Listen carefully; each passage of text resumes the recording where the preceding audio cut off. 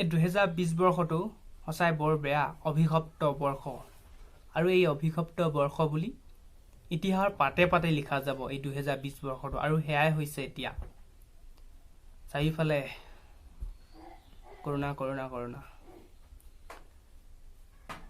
আমি কোনেও ভবা নাছিলো যে প্ৰথম যেতিয়া নেকি চীনত হৈ আছিল এই ভাইৰাছটো তো তাৰ পৰা যে আমাৰ ইয়াতো আহিব আমাৰ ইয়াতো বিয়পিব হেতু কোনোবা ভাবিছিলে জানো কোনেও ভবা নাছিলে আপোনালোকে সকলোৱে শুনিছেই যে 100 বছৰ মূৰে এটা প্ৰলয় আহে আৰু প্ৰথম আহিছিলে 1720 তাৰ পৰা 1820 সেইদৰে 1920 তাৰ পৰা 2020 এতিয়া কোনোবা ভাবিছিলে জানো যে 2020 বৰ্ষটো এনেকুৱা এটা অৱস্থা হ'ব আমি হেইটো শুনিছিলো যে 100 বছৰ মূৰে প্ৰলয় এটা আহে যেতিয়া নেকি হেইটো শুনিছিলো যেতিয়া নেকি কৰোনা ভাইৰাছ আহিলে যেতিয়া নেকি এইবিলাক কথা বহুত কিছুমান কথা ওলালে তাৰ পৰা আমি এই কথাটো শুনিছো হয়তো কিছুমানে জানিব পাৰে কিন্তু প্ৰায়ভাগে নাজানিছিল যে 2020 বৰ্ষটো এটা অভিশপ্ত বৰ্ষ হিচাপে হ'বলৈ গৈ আছে আৰু সেই 100 বছৰ মূৰত আজি এইবাৰ 2020 তে পৰিছে কি কম আজি মই ইউৰোপীয় দেশসমূহৰ ধনী দেশসমূহৰ কথা ক'ব নাযাওঁৱে সেই দেশসমূহৰ ইমান উন্নত বিজ্ঞান প্ৰযুক্তিবিদ্যা টেকনলজি কিমান উন্নত তেনে ক্ষেত্ৰত আমাৰ ভাৰতবৰ্ষত সেইদৰে চিকিৎসা বিজ্ঞান ইমান উন্নত নহয় তেনেকুৱা এটা যদি পৰিস্থিতি হ'বলগীয়া হয় সেই ইউৰোপীয় দেশসমূহৰ দৰে আজি ইটালী 2 নম্বৰত চিকিৎসা বিজ্ঞানৰ ক্ষেত্ৰত তেনেকুৱা এখন দেশতেই এনেকুৱা এটা পৰিস্থিতি হ'ল আৰু আমাৰ ইয়াত যদি এনেকুৱা এটা পৰিস্থিতি হয় চাওক কেনেকুৱা নহওক হেতুৱে কামনা কৰিছো কিন্তু মই জাস্ট কথাটো কৈছো আমাৰ ভাৰতবৰ্ষ যে ইমান উন্নত নহয় যেটো উন্নয়নশীল দেশ এখন আমাৰ ভাৰতবৰ্ষ তো এনেকুৱা এখন উন্নয়নশীল দেশত যদি এনেকুৱা এটা সৃষ্টি হ'বলগীয়া হয় ইমান বেয়া পৰিস্থিতি আমি ভাবিব নোৱাৰো বা মই ভাবিব নোৱাৰো বা আপুনি ভাবিব নোৱাৰে কি পৰিস্থিতি হ'ব আজি আমাৰ আমনি লাগিছে ঘৰত সোমাই হয় ঠিকই কিন্তু অভ্যাসও হৈ গৈছে যেটো 21-20 দিনত মানুহৰ যিকোনো এটা কাম কৰি গলে হেতু অভ্যাসৰ পৰিণত হয় আজি হেয়াই হৈছে যেহেতু এক মাহকৈ বেছি আমি ঘৰতে আবদ্ধ হৈ আছো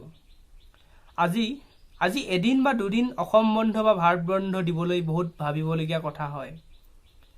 অৰ্থনীতি বা আদি কৰি সকলোবিলাক লোকচান সন্মুখীন হয় আৰু এতিয়া ইমান দিন 2 মাহ পৰ্যন্ত হ'বলৈ গৈ আছে লকডাউন সকলো ফালে বন্ধ হ'ব পাৰে কিছুমান খুলিব পাৰে কিন্তু সেই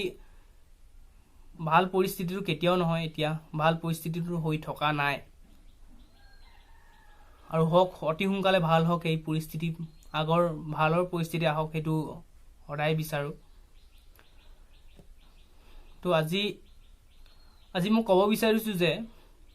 আজি আমি পৰিবেশ ইমান নষ্ট কৰি আজি নিজেই পৰিবেশটো নিজেই সাফা কৰি লৈছে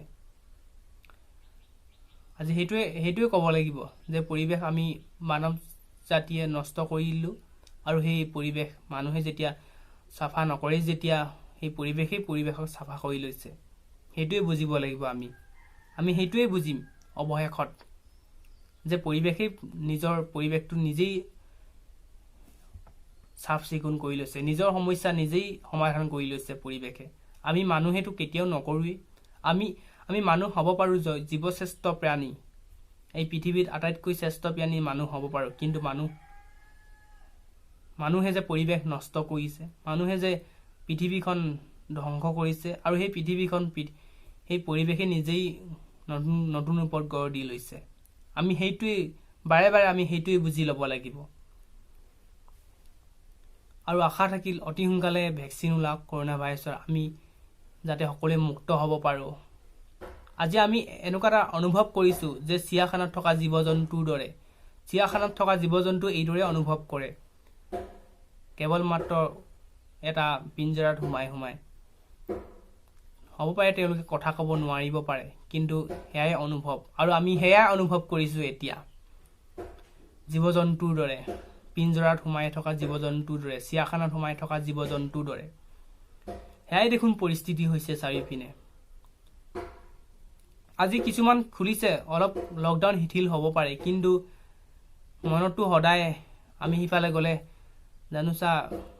আমাৰ বিপদে হয়। সেয়াইতো আমাৰ চিন্তা হৈ থাকে, নহয় জানো? আমি মুক্ত মনে ঘূৰিব পৰা নাই। যদি কিছুমান ঘূৰিছোঁ বা ঘূৰিছে কিছুমানে, মুক্ত মনেতো কেতিয়াও ঘূৰা নাই। মই এইটোৱে ক'ব বিচাৰিছোঁ যে